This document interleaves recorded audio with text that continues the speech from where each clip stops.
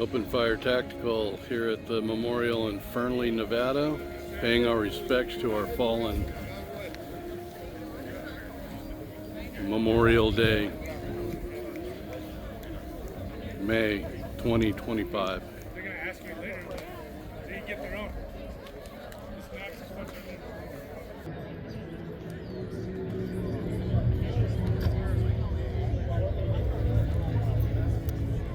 Mrs. Buttonhole.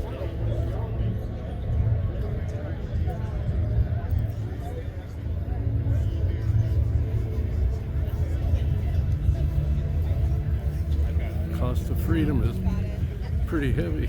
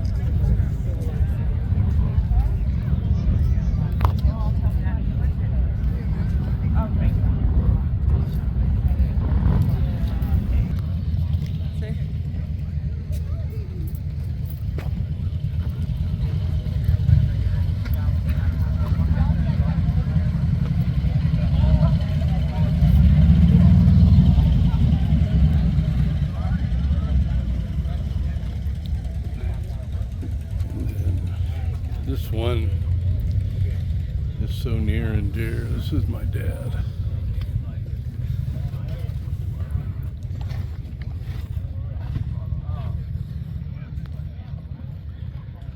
Miss you, Pops.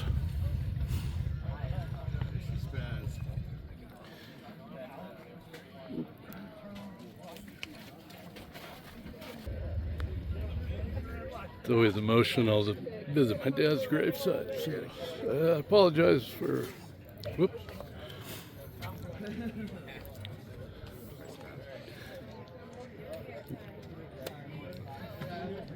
Lay a flag by my dad, and I put a bullet on his marker right there. My dad was the one that got me involved in the shooting sports and interested in our history. And because of him and my granddad both being, and my uncle being veterans, I joined the service and served from 1984 to 1988, United States Army.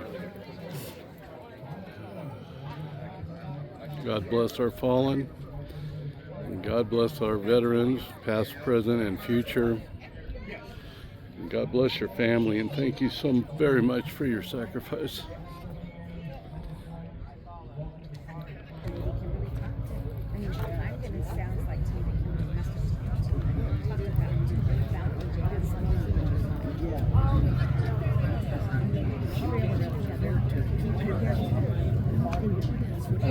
So, 2004, that was after the girls were born, so it would have to be like that. Taking time out of your weekend, out of your day, to come and join us in this day of remembrance. I especially want to thank you parents who brought your kids here today so they can learn and understand the meaning of duty, honor, sacrifice, and country. You know, my friends will tell you, you can often hear me saying what I feel kind of needs to be echoed on a day like today, unfortunately. You know, Memorial Day seems to have been kind of taken over by commercialism. True meaning is now more kind of a side note. So despite what you may hear and what you may see, Memorial Day is not about a barbecue, the beginning of summer, a mattress sale, a deal on furniture, or the best time to buy a car, right? 100%. And while the service and sacrifices that our veterans have made over the decades to defend, protect, and preserve the American way of life and our right to partake in such three-day festivities, we don't want the revelry of said commercialism to overshadow the true meaning of this day. Now, you folks know what it means, right? And that's why you're here. Amen. I love this country. I know you do too. Am I right? Yes. Can you let me know, somebody here, who loves the United States of America? I do.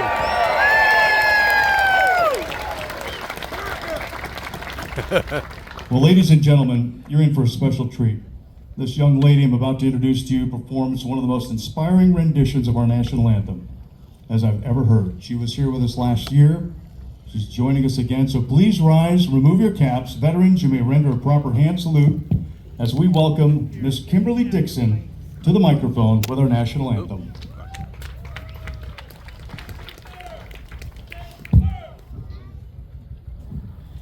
Oh, say, can you see by the dawn's early light what so proudly we hailed at the twilight's last gleaming, whose broad stripes and bright stars through the perilous fight o'er the ramparts we watched were so gallantly streaming, and the rocket's red glare, the bombs bursting in air, gave proof through the night that our flag was still there.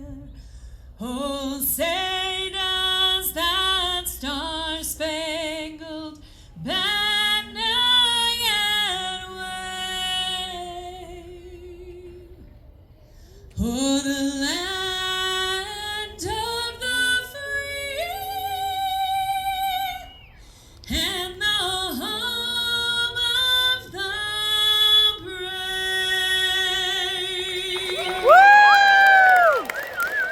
Yeah. Kimberly Dixon, ladies and gentlemen. Wow. I pledge allegiance to the flag of the United States of America and to the republic for which it stands, one nation, under God, indivisible, with liberty and justice for all.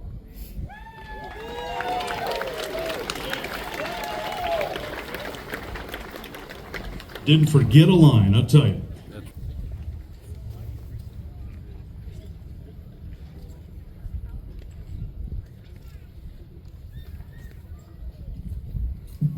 Please be seated.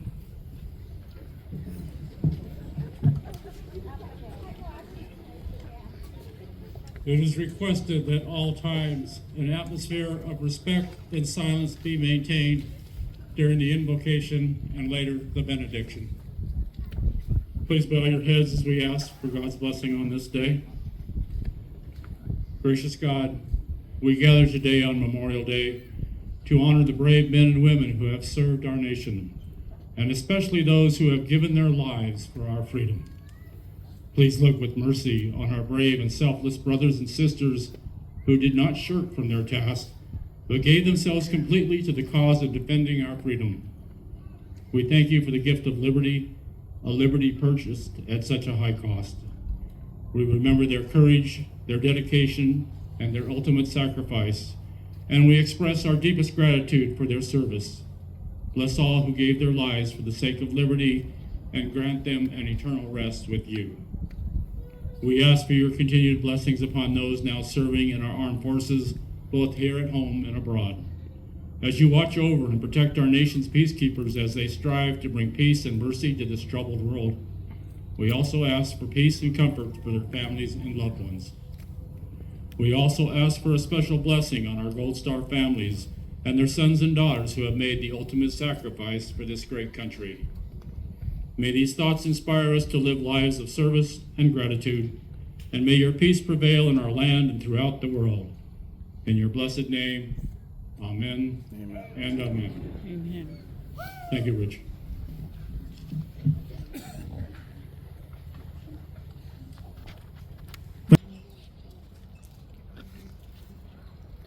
Jam up there, buddy.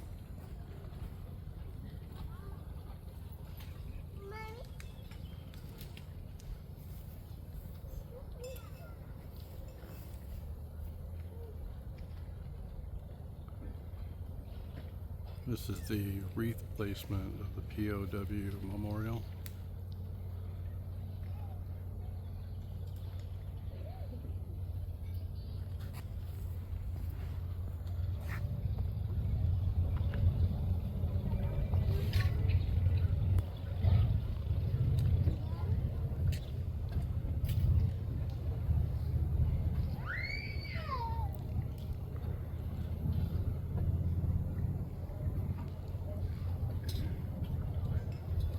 Thank you, Dale. Thank you, Fred. You know, we have some very special guests, as you can see here, as part of our ceremony today to honor the departed men and women who valiantly served their country. As you can see, we have with us the Honorable 31st Governor of the great state of Nevada, Joe Lombardo, who is joined with us today by the First Lady of Nevada, Donna Lombardo, and the Homeland Security Advisor to the Governor's Office, Mr. Tim Robb. Let's give them a warm, friendly welcome, shall we? Dating back to the Roman Empire, when soldiers at the end of the day's battle would retrieve their dead and cry their names aloud 3 times over their body in their honor. In modern times, the tradition carried on into American military conflicts such as the Civil War, where after a day's battle, time was given to retrieve the dead, and a ceremonious volley of 3 rifle shots were given in their honor and to signify that they were ready for battle once again.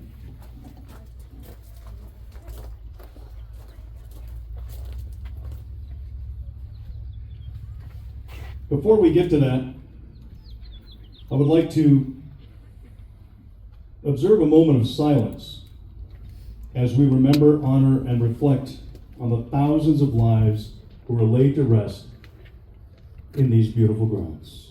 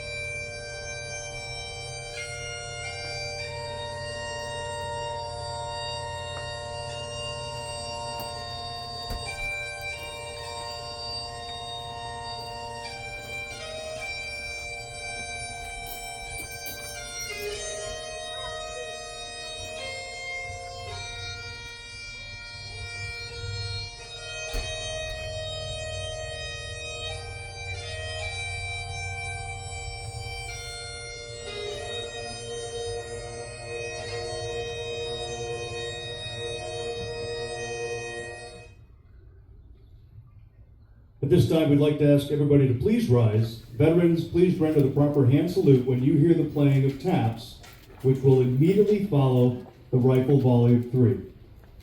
Rifle detail, prepare to fire a volley of 3. Take your guard. Present arm.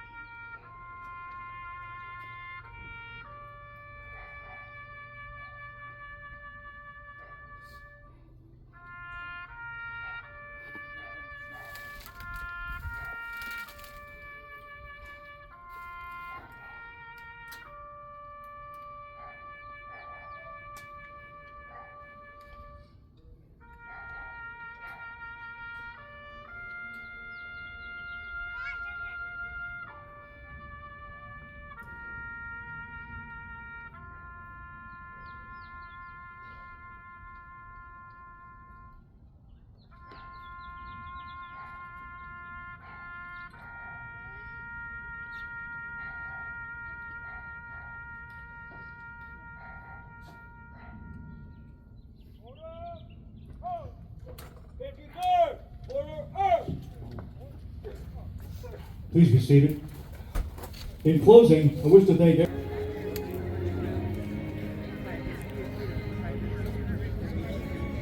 Edward Colvin, United States Army, World War II, August 21st, 1920, July 24th, 1992.